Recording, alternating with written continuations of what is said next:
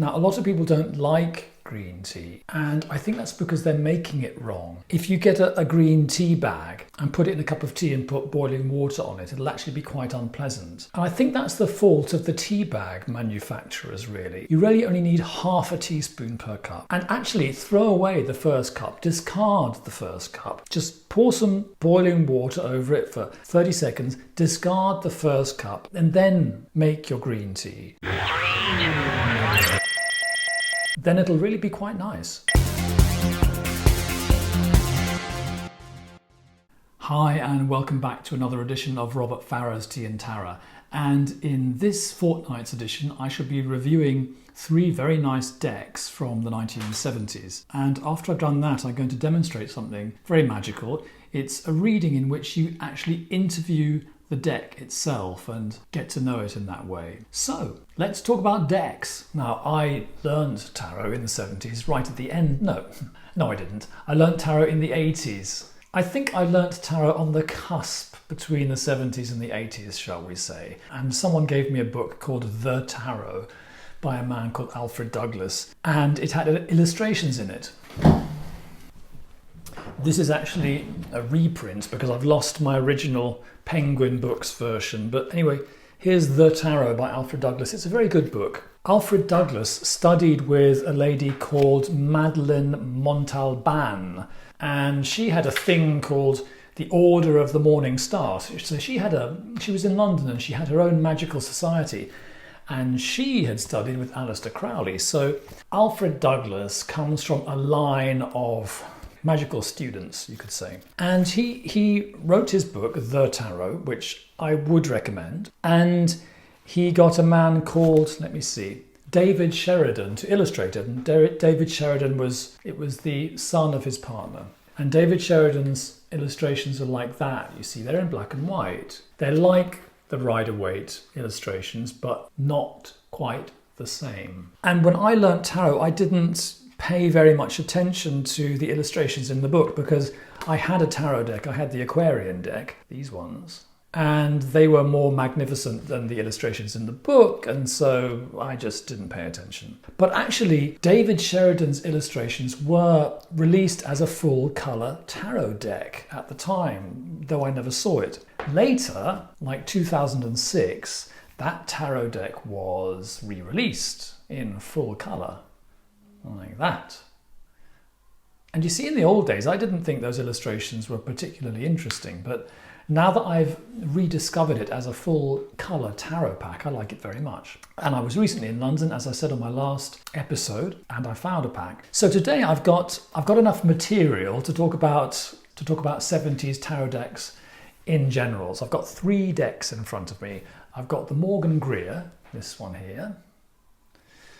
I've got the Sheridan Douglas, this one here, and I've got the Aquarian, which is my deck from the old days, which doesn't have a box. It's a real oldie. Let's start with the Morgan Greer. Now, I didn't come across this one in the old days. I wasn't very interested in looking at loads of tarot decks. I thought one was enough, and it probably is, ladies and gentlemen, but times have changed. I have recently formed a voracious appetite for tarot decks. So I got myself a copy of the Morgan Greer. This is a reprint. It's brought out by the usual people, US Game System. It was designed in 1979 and it was reprinted in 2004. There's the back. The back's quite jolly. Like most reprints these days, one gets the feeling that the original would have been a bit nicer. There's a slight cloudiness to the images. You want to really dive into them, but you kind of can't because, I don't know, you feel there's a sort of distance between you and the images. I mean, that's a fantastic image, but I have a feeling that in 1979 the colours would have been a bit more vibrant. So I've had this deck for a few months now, and I'm a bit tentative about it. I haven't actually used it. It has some very beautiful images in it. This is nice. The 9 of Pentacles, the luxury card. You know, it's got some very striking images in it. There's the Devil. A 5 of Swords. And the artist has zoomed in has got a bit closer to the Rider-Waite images, which is fine. It gives it impact, but you don't see sort of legs and feet. For example, in the Two of Pentacles, in the Pamela Coleman Smith illustration, you know, the guy is more or less dancing, and you don't see that in the Morgan Greer. So you have these wonderfully sexy court cards, but with the knights you don't see the horse. And surely the horse is a symbol of, well, you know, go figure, but it's a symbol. The men have mostly got moustaches. Those were the days, or beards and moustaches. The lovers is, you know, as befits the 70s. More striking images that the tower is. It's a really good tower. There's a feeling of movie making, I think. There's a feeling of camera work, you know, in this deck. There's a feeling of drama. I think it becomes kitsch. I like the kitsch. In fact, this is the Wheel of Fortune, which actually does have you know, Renaissance precedents. This idea of people sitting on the Wheel of Fortune, and then a divine hand turns the wheel and they fall off. And it was actually this image that persuaded me to get the deck. I kind of love it and hate it. I think it's really silly, but I can't resist it. So this, as you can imagine, is partly why I haven't been reading with the deck, because I have a very ambivalent attitude towards it. But later in the program, I will be showing you how to interview a deck, which is a very radical thing to do. And as everyone points out, this is a very strange Nine of Swords. You know, it's usually the Eight of Swords, which denotes restriction, and the Nine of Swords, which denotes kind of nightmare or isolation. And so here we have restriction in the 9. We also have restriction in the 8, so they've got 2 restriction cards, I would say. So that's the Morgan Greer, and later on I will be interviewing the deck, and maybe in doing that I will find out what the deck could mean for me and whether I'm going to use it. Normally when you interview a deck, it sort of draws you in a bit. So the Aquarian deck, designed by David Palladini in 1970, this is the first deck I ever got, and it's kind of like, you know, the 70s had this Art Deco revival thing happening, and this deck is so Art Deco. Sometimes there's more Art Deco than tarot in it. I mean, here we have the Two of Swords, the lady who is normally sitting on the rocks, a bit like Andromeda or something. Now she's hidden by Art Deco objects. And you know, even the Three of Swords, even the pierced heart is Art Deco, and why not? I love the swords. I love the purple and pink. When I was picking out my favourite cards to show you, it was all the suit of swords. And there's just a sensational page of swords. Like the Morgan Greer, the focus is a bit closer. The camera work is closer. You don't see the horses that the knights are sitting on. You know, and the Queen of Pentacles. You don't see her throne. You don't see her garden. You just see the Queen and the Pentacle and a bit of sky and a bit of ermine. But some of them are really lovely. The Devil. Another. Why is it that the 70s tarot decks have very good pictures of towers being struck by lightning? And, you know, in the 70s they liked Art Deco pictures of the moon. One thing I noticed looking through this deck, which I haven't really been using for a long time, is that, okay, the Minor Arcana follows the Rider-Waite-Smith very closely, but the Major Arcana, the artist really allows himself a lot of license. The Major Arcana are really, they're like architectural fantasies. There's not really a lot of tarot tradition in that sum. I don't think there's very much tarot tradition in that strength. I don't know whether that is a traditional image. And you may not want traditional images, but I'm just pointing it out. This may be one of the first decks which was done in a purely aesthetic way. I think before that, maybe people were more concerned with traditional symbolic and magical symbols. So I love the Aquarian deck because it's part of my life, and it's very, very difficult for me to tell you whether it's any good. It's very comforting, it's very pretty. But I think because of the Major Arcana, I probably wouldn't recommend it as a first deck. So the real discovery of this week is the Sheridan Douglas. Originally published in 1972, David Sheridan, the illustrator, and Alfred Douglas, the tarotist. This is really fantastic, this deck. I'm now all in favour of it. I think that the simplicity works really well, and the blocks of colour work really well. When it goes down on the table as a reading, it's very vibrant, it really sings, it really communicates. Now, because Alfred Douglas was a real tarotist and had worked with a real student of magic, whatever that means, then you can tell that his images belong to a tradition, and everything in the cards is very, very deliberate.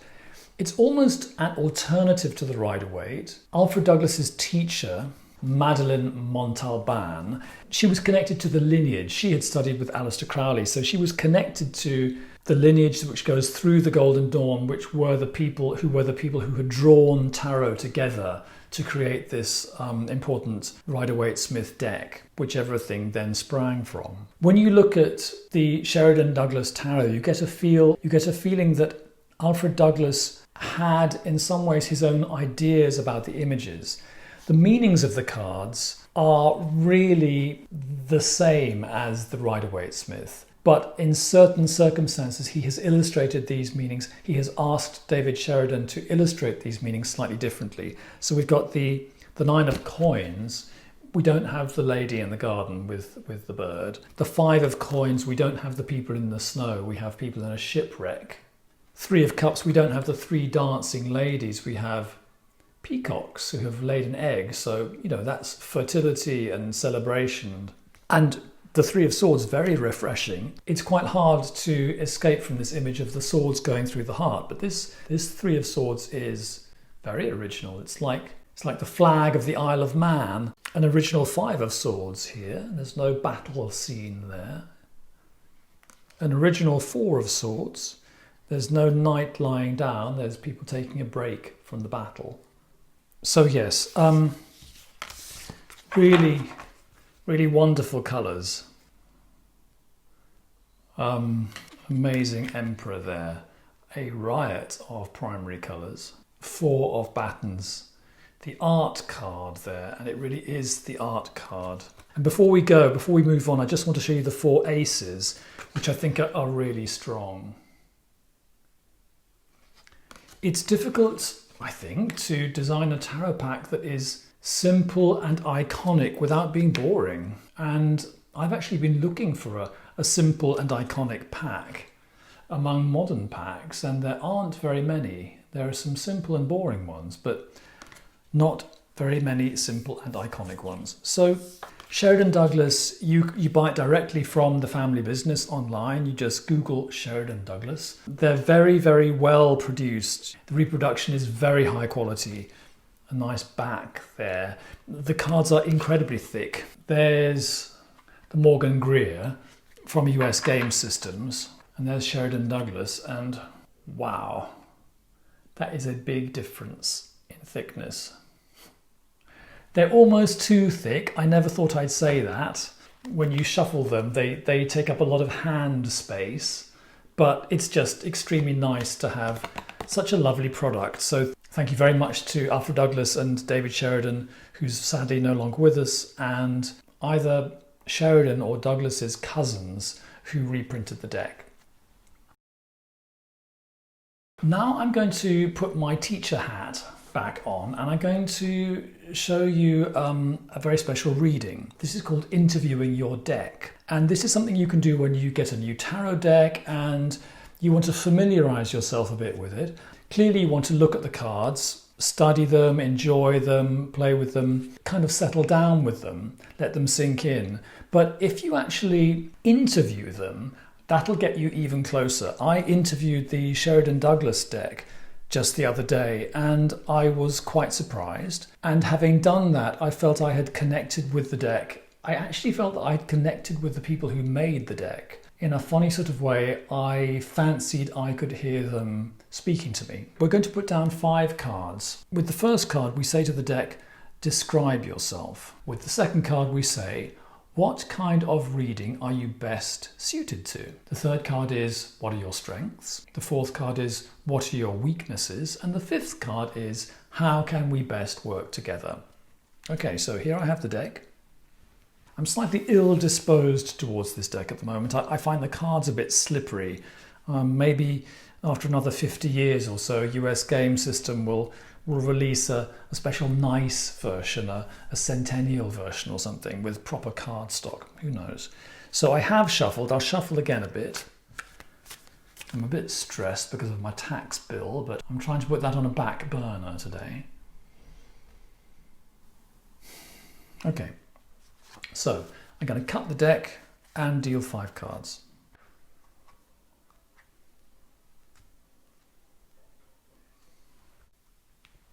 And in my head, I hold the question, please answer me these 5 questions about yourself, dear deck. Card 1, describe yourself. Card 2, what kind of reading are you best suited to? Card 3, what are your strengths? Card 4, what are your weaknesses? And card 5, how can we best work together? Describe yourself. I'm getting a reversed 6 of Cups. So I'm going to say this is a forward-looking deck. This is not about the past. What type of reading are you best suited to? I have a reversed 7 of Cups. And for this, I'm going to say this deck is best suited to a reading where the querent or the client is overwhelmed by choice and cannot make a choice. So, 7 of Cups there is the card of difficult choice, of being overwhelmed by choice. And as a reversal, I'm going to say the client cannot make a choice. What are your strengths? The Sun. A solar energy there, an energy that speaks to the solar plexus. It's a cheerful deck, it's a sunny deck. There's a lot of yellow in it, a lot of gold, a lot of optimism. What are your weaknesses? I have a reversed Ace of Rods. I'm thinking, okay, if the Ace of Rods is a source of dynamism and energy, it could be that this deck is not particularly energizing to work with. So if we wanted a shot in the arm, I think we would use a different deck.